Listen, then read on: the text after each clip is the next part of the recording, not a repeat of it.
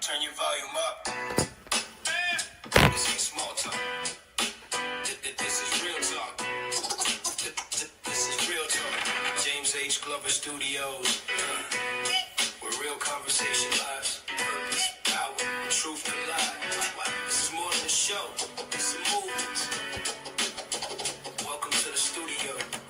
Let's talk. You might need some real talk on a Monday with James and Hannah. You may need to walk in Kingdom Destiny with Prophetess Emery. Or maybe you need some dose of Kingdom Boss mindset. Or maybe you need to learn how to date while anointed with James and Dr. Tony. Or maybe you need to break up with toxicity. Just listen to James and Emery. Or maybe you need prayer, Rep James got you on that. Or maybe you need to know what love got to do with it. Check out James and Dr. Iris. Or maybe you need some good Sunday morning music. We got that too. Whatever you need, this is a one-stop shop. So come on as the beat drops. Beat. What is up? What is up? What is up, everyone? It is another day, another time, and it is another snowy day for James H. Glover Studios. You all, we have been dropping new episodes and old episodes all weekend long, and today is no different. We already started it off this morning at 10:30 a.m.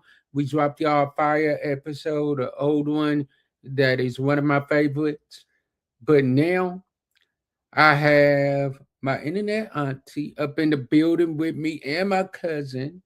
I'm talking about Dr. Maeva Clark and Chris Clark Jr. Look, you all, Dr. Maeva has been on James H. Glover Studios more times than I could count.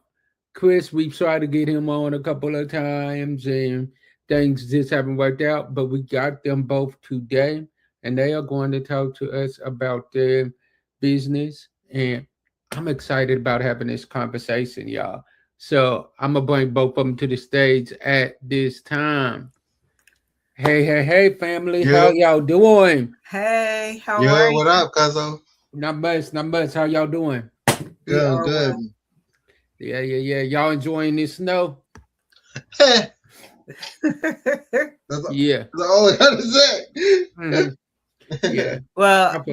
it's been fine for me because I haven't had to shovel, but Yeah. I heard my cousin earlier. He's like, yeah, I ain't liking it. Nah. Between shoveling it and also having to go to work. Yeah, yesterday. In this mess. Yeah, nah. Mm-mm. Yeah, right now, Yeah. I was off yesterday. Well, I was off today and waiting on that text. We'll see if I'm off tomorrow or not. We'll see. Right now, I say we'll probably be in there tomorrow, but we'll see. Joy's still out on that. But I definitely wanted to bring you all on today and just have a little conversation with y'all. So I'm gonna let y'all tell my audience what it is that y'all do. Whoever wants to kick it off, I'm gonna go to the bottom. I'm gonna let y'all kick it off. Well, I'll start, Chris, and then you can jump in. Mm-hmm. Hi, my name is Dr. Maeva Clark, and I am your parent empowerment child safety advocate. And I help parents and caregivers of neurodivergent children by providing emotional support and practical tools without burning out, while they guide their children toward meaningful friendships where they are truly celebrated for who they are and not just tolerated. I'm going to kick it off to Chris so he can introduce himself to you. But the reason why I wanted to start is because I wanted to tell you that Chris is the reason why we are here. And he is the mastermind with the idea for how we got started. And now, Chris, go ahead and introduce yourself. Hi, I'm Chris Clark Jr., parent, proud advocate, representing the child side of it, but also representing going off my own story. And I'm the proud co-founder of Keystone. Thanks for collaborative advancement for social emotional needs, and we'll get into the backstory in a little bit. I think they are ready for us. I think James wanted us to introduce Kaysen. As Chris said, collaborative advancement for social and emotional needs. Why don't you tell them how casing became a thing and how we actually got started? How It, did you come up with that idea? yeah, it started from a conversation I had with Dad during my freshman year in college, like in the spring. One day we were just talking. He's like, "What do you wish you had run up that could have with kids today?" And I he gave me a couple of days to think about it. And when I thought about it, I said it'd be great. That was apart from that was like almost like a precursor to social media. And also, then after that, I brought the idea to you. And then the case in point of existence is because of my own struggles online, and I was fortunate to have my dad and his friends kind of guide me along the way. And it's also my way of paying of thanking them, but also paying it forward in this generation because not not not all kids have like a support base like I had. So the hope is Kingston is that base, and also it helps. Hopefully, it helps them to like eliminate the pitfalls that my parents and I went through, and just make the social media in the world a better place. Yes.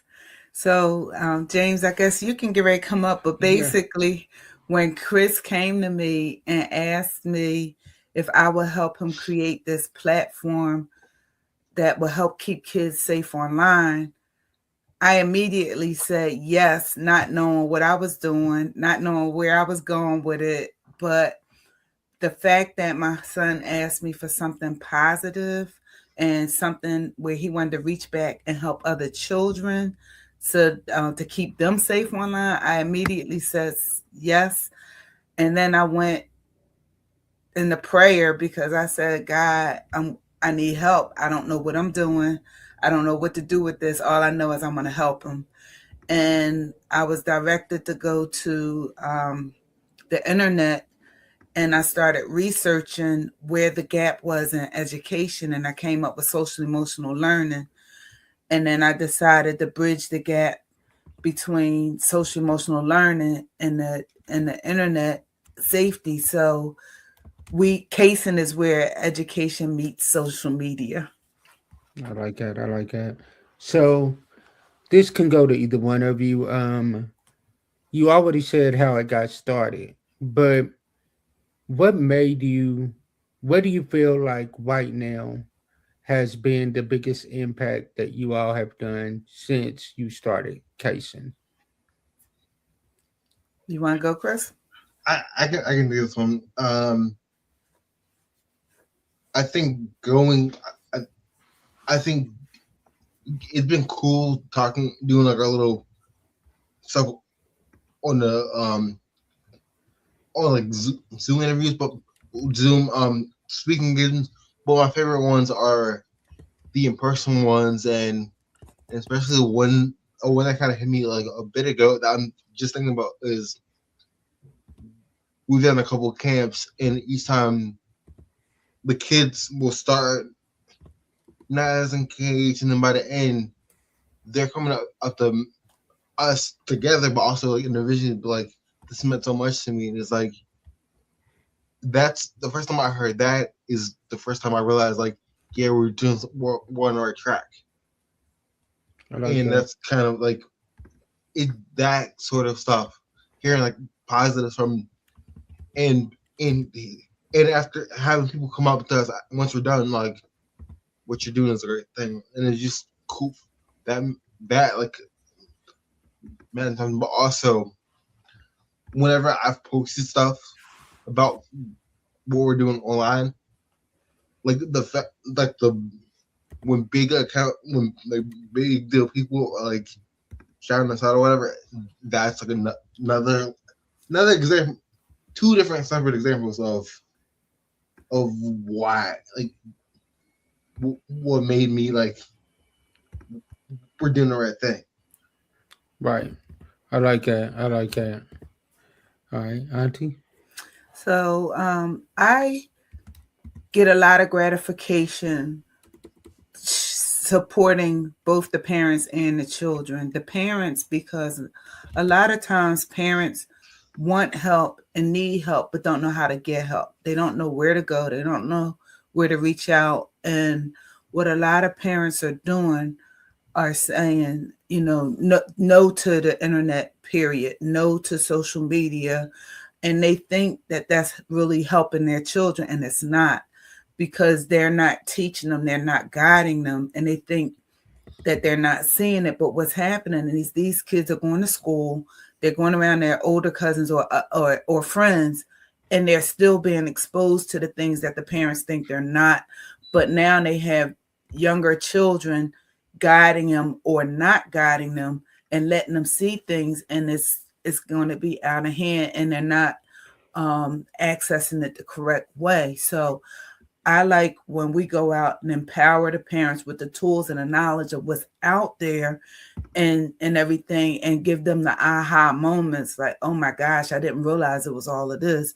As well as, like Chris said, we go to camps and we speak directly to children, and to watch at, and as he put it, in the summertime, kids don't really want to learn, they want to have fun. So when they think this is just all about learning, and they think it's school based or whatever, and they have their little attitudes when they come in here, by the time we've had a couple sessions or we're talking to them, now they're running to their seats because they can't wait to learn, because they enjoy what we have to offer, and the skills, and we're teaching bullying information, how to identify it, what it is, what if they're witnessing it, or if they are in fact the bully, and we're helping to protect them to be safe online.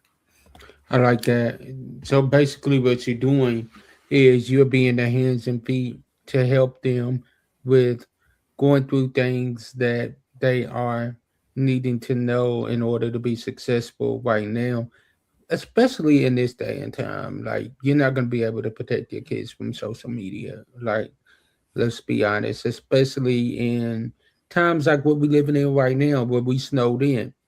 Guess what? Kids are gonna get on social media some way or another. And the days of do it because I told you to, or you not doing it because I told you you're not doing it, that's dead and gone. It's Like, these kids are asking questions. And just because I told you so is not a good answer for them. no, and to believe it or not, Chris is now 28 years old, and you guys were at the precipice of social media. You were at the beginning of it really being a Yeah. thing for the kids and everything. So I it was wasn't just. I'm sorry. it wasn't even as much out back then as it is now. No. And Right. it was still something we had to navigate. And one of the things, like with us, with Chris, and Kyra, our daughter, we would tell them not to do certain things or whatever. And there's only so much you can really do as a parent, because you're not with them all the time, and you just hope that they do the right things, and you just hope. And one of the things, and then I'll let you go, Chris. I'm gonna tell on you a little bit. When Chris was about 14, we didn't think he was ready for social media. He wanted to get a social media account. We told him no. We didn't think he was ready. We said not yet, right? And Chris decided that he was going to do it anyway. And he went behind our backs that same day, and he opened up an account. And guess who the first person he asked to be his friend was? Me. So instead of us getting angry, we allowed him to keep the account, but we decided that we would be his friends where we knew he wasn't mature enough. We were right. But my husband and his friends nurtured him and the account and until he became appropriate. So Chris, now you can talk about your experience with it a little bit more, and then I'll jump in. To go back to what you were saying about how I even got started on social media. Well, on Facebook, I couldn't think of any other. I couldn't think of any other person's name like out of your friends. Like, ooh, I didn't know if any of my friends was on that stuff. I was like, I know she's gonna. I know he's obviously gonna get it. Let me send the request to you first. Just testing the waters a little bit instead of just going and sending the request to Dad first. I was like, if she says maybe I could, there's a chance. I know I'm gonna get in trouble, but maybe there's a chance I might stay on this unit so that and haven't taken away that first day. But I'm as much as it was annoying, like in high school, having checking my text at lunch, like Chris, you gotta edit this way, you gotta edit that. Looking back at it, I appreciate it, and I'm grateful for Dan and his buddies because they made me a better user of social media, and that's what we hope Kason has the same result.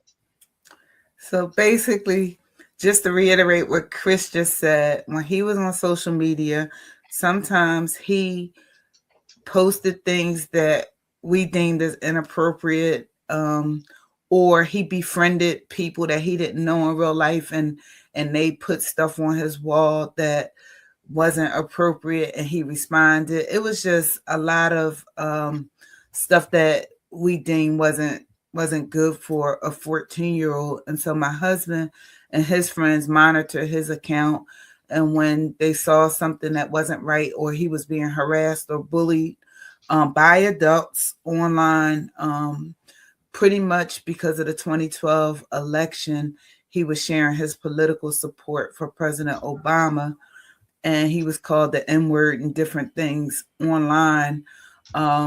And they had to help him navigate that, show him how to block people, show him how to unfriend people, and all of these things to protect him.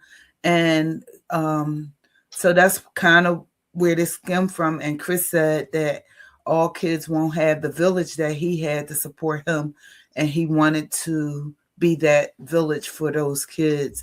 And Chris, tell them about how you dealt with anxiety and sometimes depression from being online. The depression and anxiety didn't start really hitting me until I was 16, and at that point, it had been a year from losing my grandfather to wind up. By the time I was 16, I got hurt, so I was at home a good bit and had more time on my hands on my phone, and that's when it started.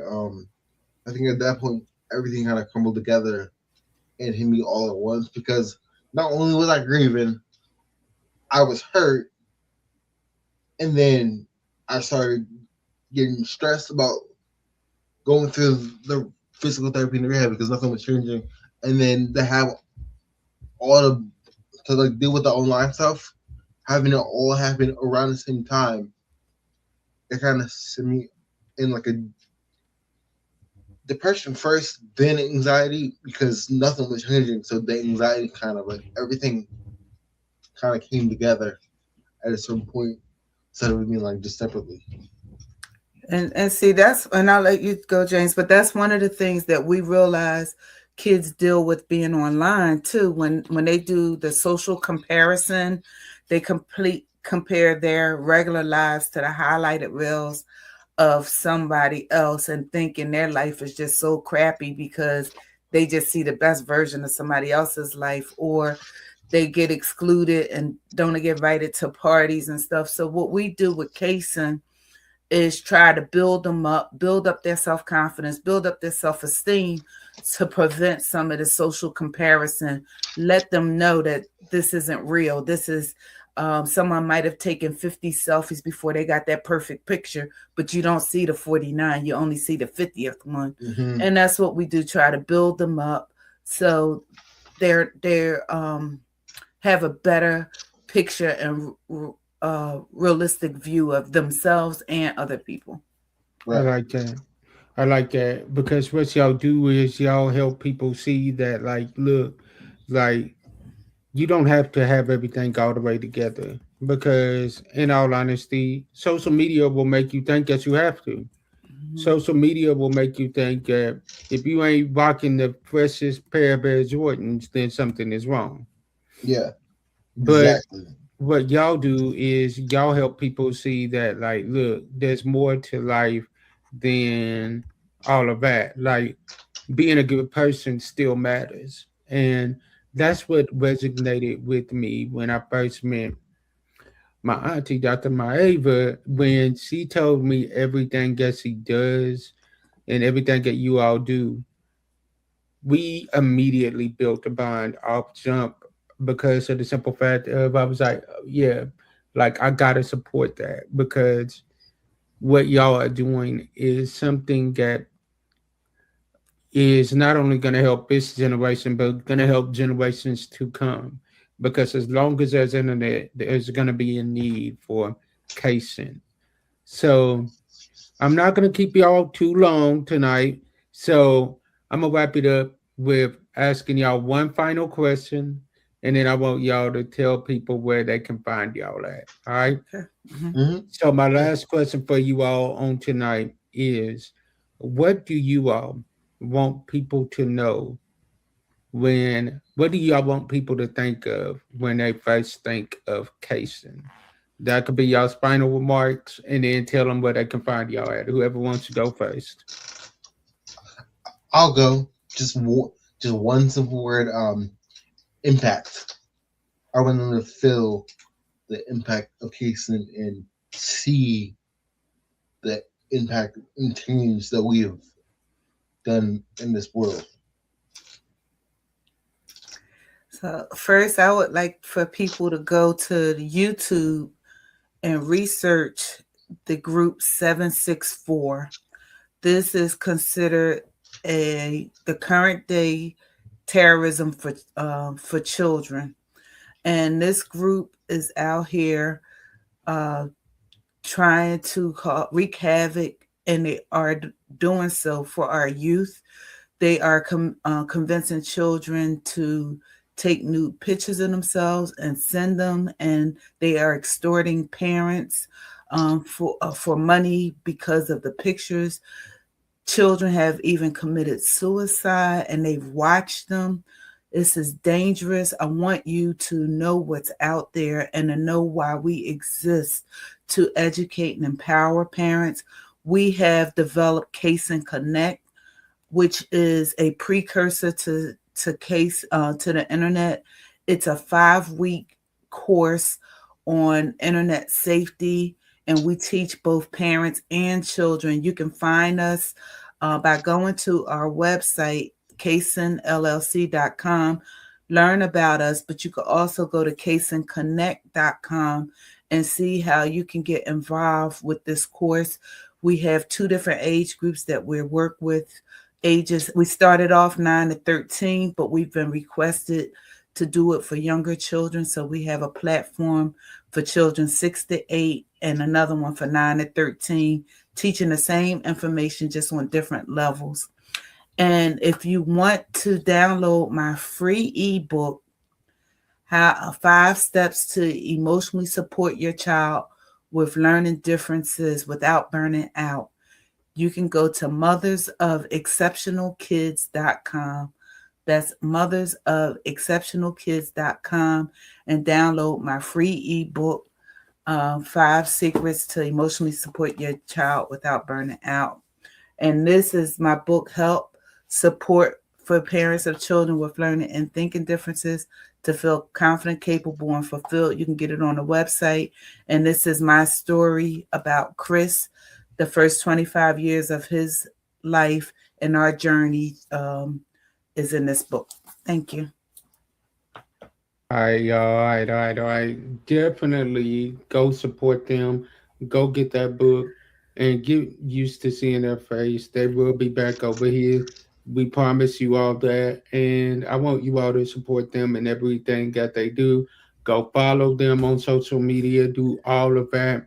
Let's show them all the love that we can, because this is something that I absolutely believe in. So, as I always say, as we close out, sometimes our disappointments are nothing more than God's appointments. Meaning, some things that we look at as bad, God has only turned it around for our good. Stay blessed, be blessed, and be a blessing to someone else. And I will see y'all at 8 o'clock tonight for Real Talk Monday. Y'all don't want to miss that conversation either. Peace. Bye. Thank you for watching the James H. Glover Studios exclusive episode. We pray you've been blessed. Please like, follow, share, and subscribe to all of our stations. Be blessed.